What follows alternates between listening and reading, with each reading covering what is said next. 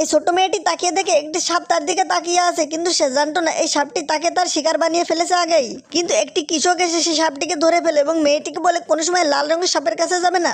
তারপর কৃষক যখন পানি খাওয়াচ্ছিল মেয়েটি সেই সাপটিকে নিয়ে পালিয়ে যায় এবং সাপটিকে ছেড়ে দেয়।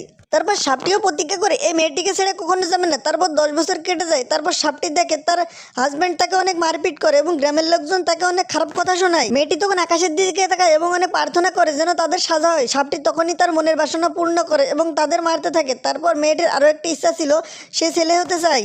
আসলে মেয়েটির ইচ্ছা তার জমি জমা সব নিয়ে নিচ্ছিল। তারপর একটি দুর্নাম ছড়ায় যে মেয়েটির অন্য কারোর সাথে অ্যাফেয়ার আছে।